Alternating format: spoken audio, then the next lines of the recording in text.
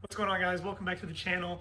In the last video, I got some of the extra wiring pulled out from behind the dash of the car, and then I also extended one of the boost lines on the boost controller up front. I also picked up a new editing laptop, so bear with me on these videos. I'm having to learn a new editing software. But in this video, I think I finally figured out my EvoScan issues. I'm hoping to run my first Datalog on the car, and then I bought a used ETS intercooler. I already had some used ETS intercooler piping that I'd bought before from somebody else. So I'm hoping to get all of that installed, and then, like I said, get this first Datalog.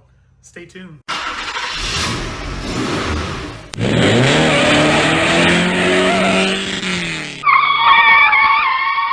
did a video a little while back where I installed an ETS intake on the car, and I was trying to run my first Datalog, but I could not get anything to work. Everything was not pulling up right. Did a ton of research, and I think that I finally figured out what my issue was. I searched and searched and searched for a long time. Let me open up EvoScan. So right away, just let me tell you, here's the issue that I was having. Everything was selected correctly. I've got open port 2.0. That's what my Tactrix cable is. I've got an Evo 10, so boom, we're there. And then over here, I had this RAX fast logging. For some reason, everything that I saw with tuners, it says RAX fast logging.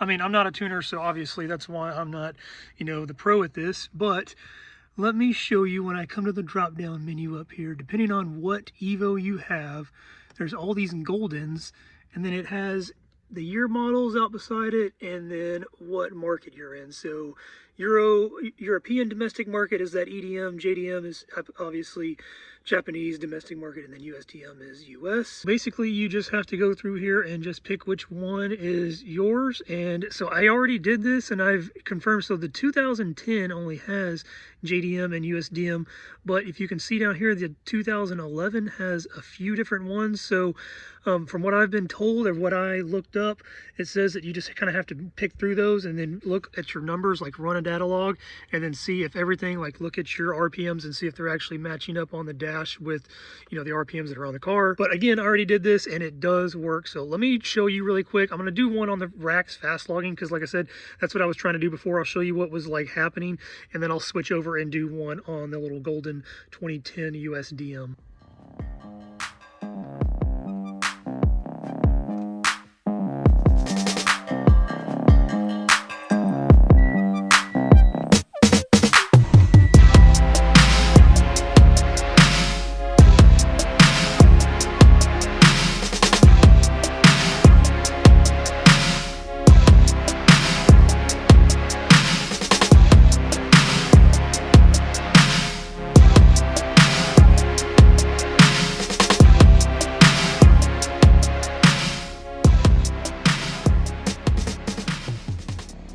So if you guys could see, when I had the RAX fast logging on here, nothing made sense at all. None of the numbers matched up, and then a lot of the parameters off to the side were different. So I think that's just for tuning purposes. So once I selected this Golden 2010, my RPM matches up. Knock sum is 0, and then PSI right here was -7, so that should be vacuum. I don't know what all over here off to the side needs to be selected to run a full Datalog. I just want to be able to plug this thing into virtual dyno so that I can get some base horsepower and torque numbers to compare to once I do all my add-ons and then get this thing retuned. But this car does have larger injectors, it does have a bigger fuel pump, and it was tuned by somebody else. I don't know who that is. You just don't know when you buy a used car, especially one of these tuners. I don't want to do a whole lot with it. I just want to be able to run like one single Datalog so that I can get some base horsepower and torque numbers so that I can compare to it later on.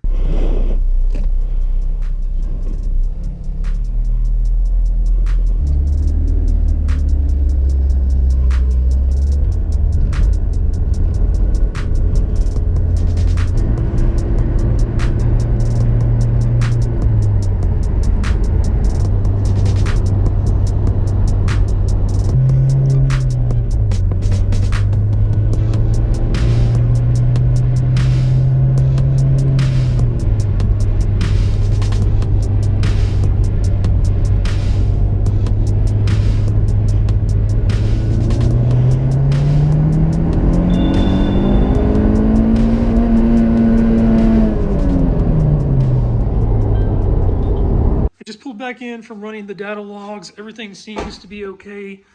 There is a weird ticking noise. I don't know if you can hear that. It may just be the exhaust. But no leaks, nothing like that. Everything looks good. Everything in the engine bay is checking out. Everything seems to be all right. I did add the ETS intake on here, so this is the only thing that I really put on here performance-wise that was not stock when I got the car. But hopefully these data logs work. I really want to get some base horsepower and torque numbers for this thing, so I'm gonna go plug this thing in and see what it'll pull up for me.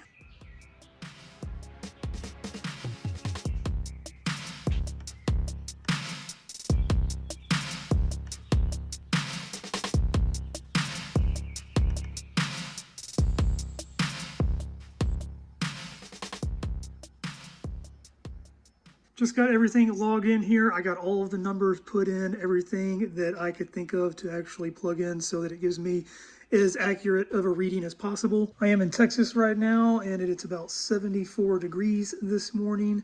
And then I weigh about 165 pounds right now.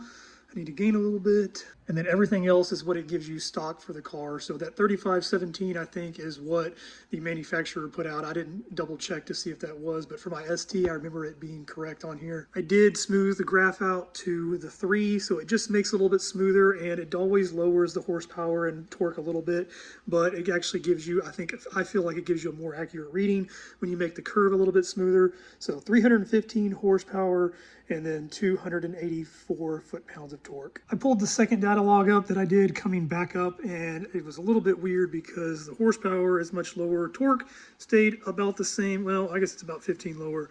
But it was actually going a little bit uphill, so that's probably the difference. Again, the car was tuned by somebody else, so I'm not going to be driving it anytime soon. I'm going to get everything, all the stuff that I've bought for it. So I've got this full titanium exhaust. Like I said, here's the intercooler. Underneath that is all of the charge pipes. Now that I have a couple of base data logs and base numbers, I'm going to go ahead and start putting all of this on there, and then I will get this thing retuned at some point. For this video, like I said, I'm going to get this intercooler and the charge pipes installed. Definitely not the cleanest intercooler. However, most of the fins look really, really nice. You can see down here at the very bottom, those are the only ones that were actually bent. And I took my little screwdriver and just kind of bent them out the best that I could. But everywhere else, I mean, this thing looks like it's in really decent shape as far as the fins go. It is a 3-inch intercooler. ETS says the 3-inch one is good up to 700 horsepower. I don't expect to take this thing anywhere near that anytime soon. And then underneath here in this box, I have all of the ETS wrinkled black intercooler piping. Luckily for me, the guy that actually sent me the piping, I've had this stuff for probably a couple of months now.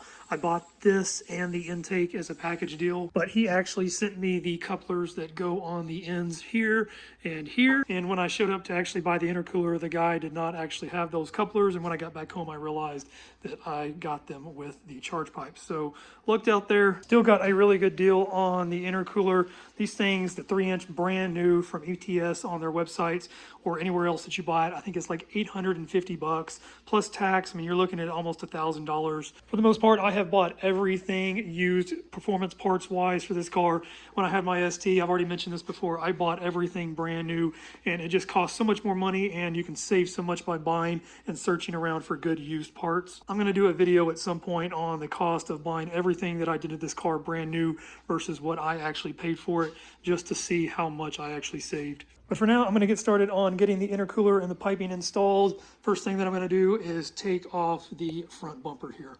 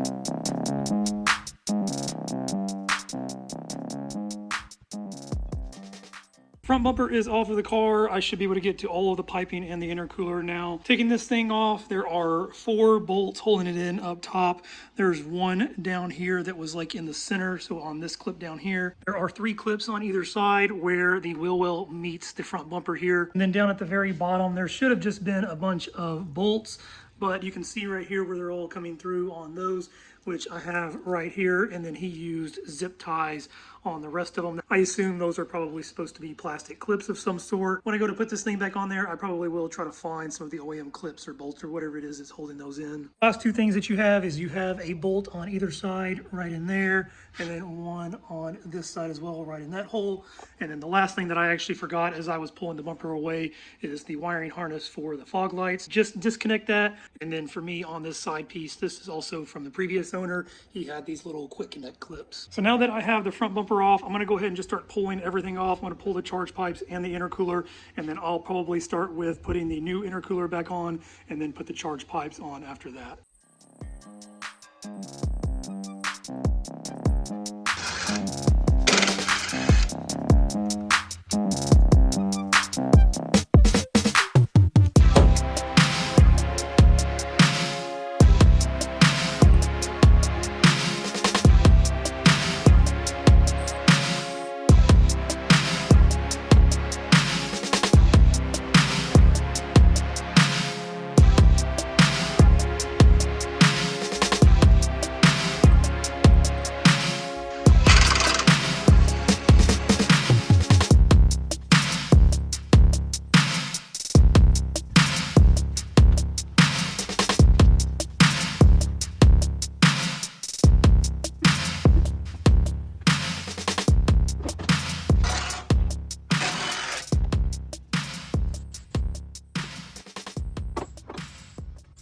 Got the old intercooler out. I've got the OEM charge pipes out over here. Everything was fairly easy to take off. So for the upper charge pipe going into the turbo, you've got this hose clamp right here. And then going into the intercooler, you've got this hose clamp over here.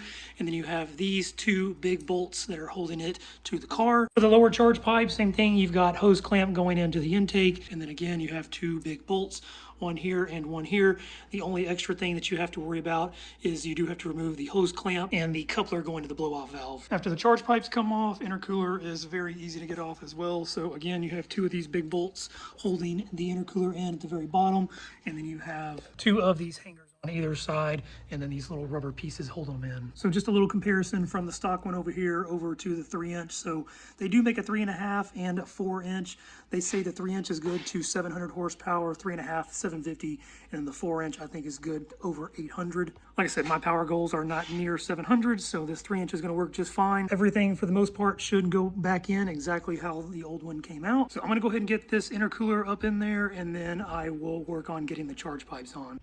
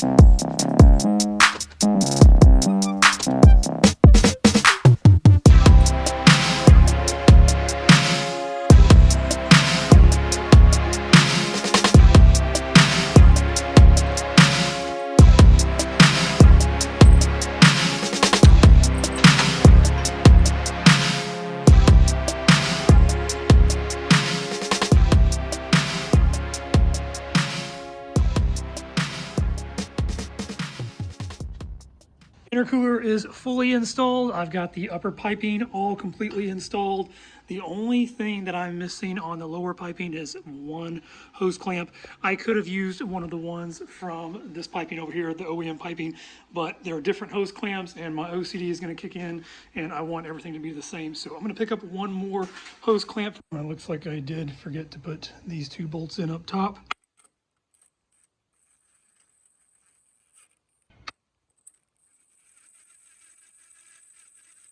I'm extremely happy with everything. Everything went on super easy. I literally had no issues getting this intercooler and the piping on there.